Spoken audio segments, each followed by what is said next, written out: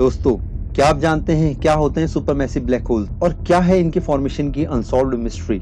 दोस्तों, हमने 10 अप्रैल 2019 को सबसे पहले सुपरमैसिव ब्लैक होल की इमेज ली, जो कि एक इलेप्टिकल गैलेक्सी M87 के सेंटर पे है।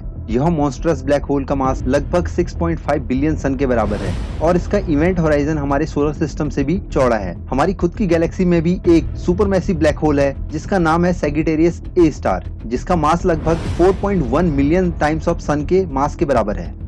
लेकिन अब ब्लैक होल किसे कहते हैं? ब्लैक होल यूनिवर्स में उस स्पेस को कहते हैं जहाँ पे कि ग्रेविटेशनल पुल इतना स्ट्रॉन्ग हो कि वहाँ से लाइट भी एस्केप ना कर पाए, जिस वजह से इन्हें देख पाना पॉसिबल नहीं है और ये इनविजिबल होते हैं। इसीलिए इन्हें ब्लैक होल भी कहा जाता है और इसीलिए इनका डिटेक्शन बहुत मुश्किल है। अब ब्लैक होल भी 4 टाइप के हो सकते हैं: miniature black hole, intermediate black hole, stellar black hole और सुपरमैसिव ब्लैक होल।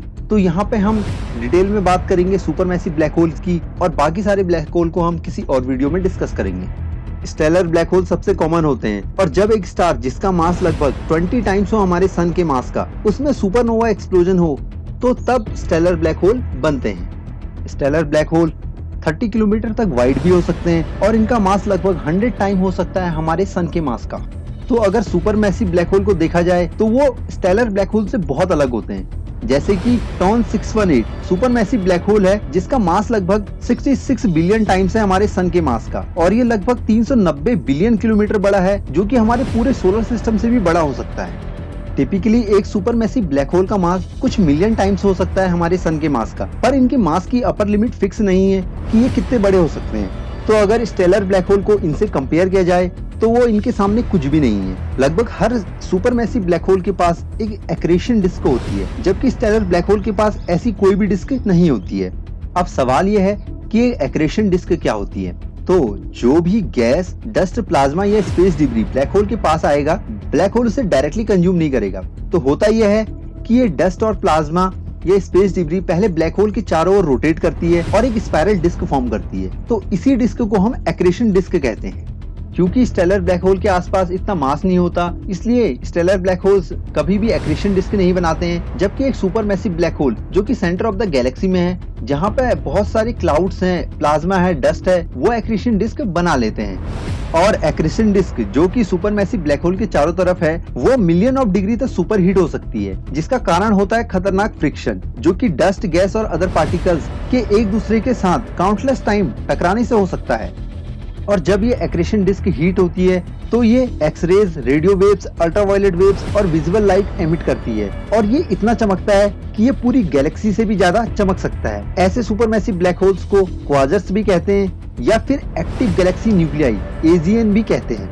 इस इमेज में आप देख सकते हैं कि गैलेक्सी की ब्लू आर्म के ऊपर एक रेड आर्म भी है और साइंटिस्ट ये जानते हैं कि ये रेड आर्म ऐसे ही रेडिएशन बर्स्ट की वजह से आती है। तो इससे हम ये पता लगा सकते हैं कि NGC 4258 एक एक्टिव गैलेक्सी है। और ऐसे सुपरमैसिव ब्लैक होल्स जो कि रेडिएशन बर्स्ट करते हैं या फिर जिन्हें क्वाजर्स कहते हैं, ये कंटिन्यूअसली मास को फीड कर रहे हैं या फिर ये फीडिंग ब्लैक होल्स होते हैं। दूसरे टाइप के सुपरमैसिव ब्लैक होल्स वो होते हैं जो कि मास को फीड नहीं कर रहे हैं और ये रेडिएशन बर्स्ट भी एमिट नहीं करते हैं। उदाहरण के लिए सैजिटेरियस A स्टार जो कि मिल्की वे के सेंटर पे है। अब एक अनसॉल्व मिस्ट्री ये है कि सुपरमैसिव ब्लैक होल बने कैसे। साइंटिस्ट ये मानते हैं कि supermassive black whole big bang के 690 मिलियन साल बाद आए। अब ये टाइम एक तारे के लिए बॉर्न होने से लेके उसके ब्लैक होल में कन्वर्ट होने और फिर मास को कंज्यूम करके इतने बड़े सुपरमैसिव ब्लैक होल में बदलने के लिए बहुत कम है। तो हमारे पास इसका कोई आंसर नहीं है कि सुपरमैसिव ब्लैक होल कैसे बने और ये इतने बड़े कैसे हुए। तो सुपरमैसिव ब्लैक होल्स के फॉर्मेशन के लिए अलग अलग साइंटिस्ट अलग अलग थ्योरीज देते हैं। जैसे कि कुछ साइंटिस्ट का मानना है कि जो सुपरमैसिव ब्लैक होल्स होते हैं ये छोटे छोटे ब्लैक होल्स के एक दूसरे के साथ मर्ज होने से बने हुए हैं। कुछ साइंटिस्ट का मानना यह है कि जो सुपरमैसिव ब्लैक होल्स होते हैं ये बहुत बड़े गैस क्लाउड के डायरेक्ट कोलैप्स से बने हैं और इन्होंने फिर जल्दी से मास एसिरेशन शुरू कर दिया। कुछ साइंटिस्ट का मानना यह है कि सुपरमैसिव ब्लैक होल्स जो हैं ये पूरे एक तारे के क्लस्टर के कोलैप्स से बने हैं। और कुछ साइंटिस्ट का मानना यह है कि जो सुपरमैसिव ब्लैक होल्स हैं ये बहुत बड़े डार्क मैटर के क्लाउड से बने हुए हैं। तो सुपरमैसिव ब्लैक होल्स के फॉर्मेशन के लिए अभी भी हमारे पास एक एग्जैक्ट थ्योरी नहीं है। हम एक परफेक्ट थ्योरी की तलाश अभी भी कर रहे हैं। वैज्ञानिकों का मानना यह है कि जो सुपरमैसिव ब्लैक होल्स होते हैं at the centre of the Galaxy, ये गैलेक्सी के इवोल्यूशन में एक बहुत बड़ा रोल प्ले करते हैं। वैज्ञानिकों ने अपनी स्टडी में यह देखा है कि लगभग हर गैलेक्सी के सेंटर में एक सुपरमैसिव ब्लैक होल है। साइंटिस्ट ने रिसर्च में यह पता किया है कि सुपरमैसिव ब्लैक होल का जो मास होता है वह गैलेक्सी के मास के डायरेक्टली प्रोपोर्शनल है। तो जितनी बड़ी गैलेक्सी होगी उतना ही बड़ा उसका सुपरमैसिव ब्लैक होल भी होगा। तो स्टडी के साथ साथ ये भी क्लियर हो गया है कि कहीं ना कहीं जो सुपरमैसिव ब्लैक होल्स होते हैं वो गैलेक्सी के इवोल्यूशन को ड्राइव करते हैं। और हम ये भी कह सकते हैं कि बिना एक सुपरमैसिव ब्लैक होल के कोई भी गैलेक्सी एग्जिस्ट नहीं कर सकती है। तो भाई अगर वीडियो के अंत तक आई गए हो तो चैनल को सब्सक्राइब जरूर कर देना।